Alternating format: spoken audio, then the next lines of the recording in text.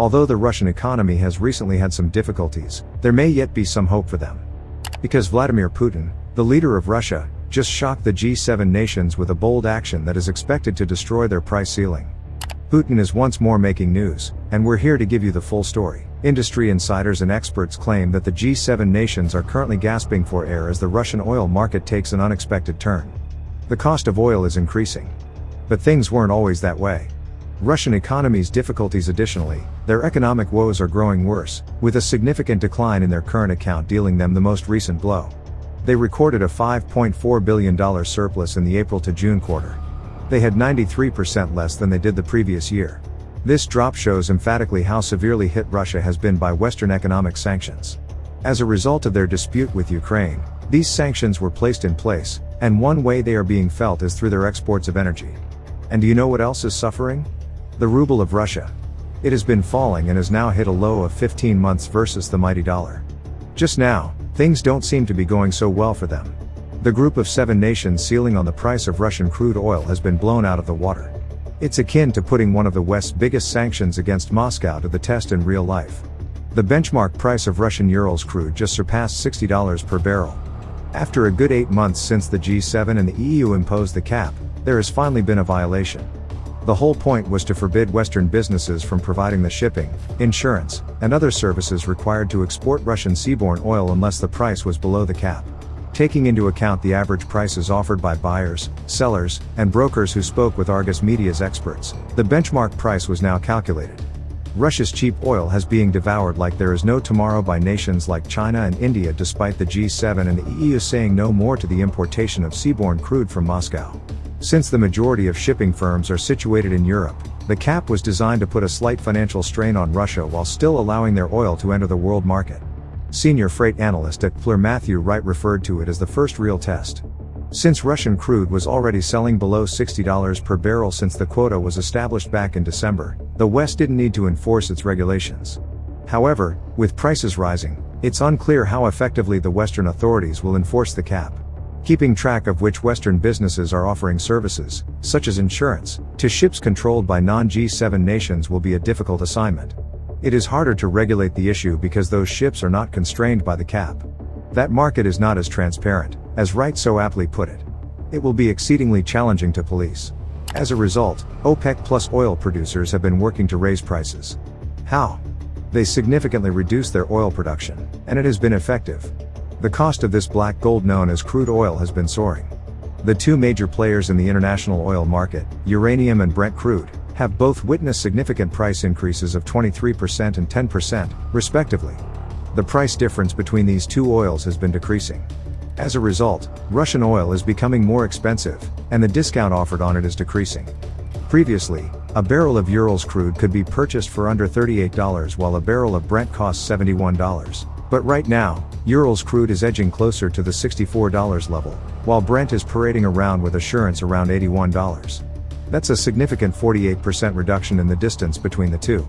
Energy Aspects head of geopolitics, Richard Bronze, claims that this is due to the G7 price cap's diminished influence over Russia's oil profitability. Less sanctions against oil flows are anticipated to be imposed by Western governments. For the purpose of exporting its oil around the world, Russia has been growing its shadow fleet of tankers. That's not all, either. The discount on Russian oil is decreasing as more non-Western maritime insurance and service companies join the fray. Countries like India aren't abandoning Russian energy in the face of increased oil prices. With a staggering 46% of India's crude imports in May, Russia was the main provider. Therefore, it appears that the oil market is still robust and that Russia is handling it expertly. The U.S. Treasury spokeswoman, on the other side, claims that the price cap is effective. Compared to last year, Russian oil revenue has decreased by about 50%. They also say that Russia's brutal war fund is losing money as a result of the entire oil shindig. Since January, the Urals-Brent spread has been halved. The entire Urals-Brent spread problem is a result of a larger market trend. Light and sweet crude oils are increasingly preferred to middling and sour ones. Additionally, the prices of medium sour crudes, such as Russian Urals, are currently growing more quickly than those of light sweet crudes, such as Brent. Why is this occurring, then? The head economist at Argus, David Fife, claims that there is a severe scarcity of medium sour crude oil. Russia has been diverting some of its oil shipments to Asia, which has led to a shortage on the market. Additionally, prices tend to increase when there is a decrease in supply. But there's more. In addition, Canadian crude production has been hampered, and the shipment of oil from Kirkuk, Iraq, has been suspended for several months. Following the unrest in Ukraine, the difference between Russian Urals and Brent increased dramatically, from nearly nothing to a stunning $40 per barrel. However, when the discount shrank in the middle of 2022, things started to change. But in January, after the G7 set a price ceiling and the European Union forbade the import of Russian crude, the discount rocketed back up to $40 per barrel. However, it has since been reduced by half to a current price of $20 a barrel. You know, oil is kind of like the lifeblood of their economy, keeping everything in motion. The International Energy Agency claims that Russia's oil exports are currently experiencing difficulties. They fell by a staggering $1.5 billion in June, or nearly 50%, from where they had been a year earlier. Moscow's oil shipments dropped to its lowest level since March 2021, according to the IEA's most recent monthly oil report, which came in at just 7.3 million barrels per day. Now, Saudi Arabia, the biggest crude oil exports, made an intriguing step to raise those oil prices and turn things around. They declared that they would extend a 1 million barrel per day output cut until at least the end of August. The cut was initially just supposed to be in place for this month. The IEA forecasts that Saudi Arabia may lose ground to Russia in the competition for OPEC Plus's top petroleum producer when these curbs begin to take effect. Expected result: the people handling Russian crude may need to rely more on the shadow fleet if the price of oil remains above $60 per barrel. This can result in a wider price gap between Russian shipments and other markets. However, this shadow fleet can expand and manage more Russian oil if there are adequate incentives. Thus, even while it can initially appear like a big concern, the effect might not be as significant as some people believe. Even more so now that Russian oil production has just decreased, the market always manages to establish equilibrium. What are your thoughts on Russia, and do you think they can overthrow the G7 price cap? Let me know down below.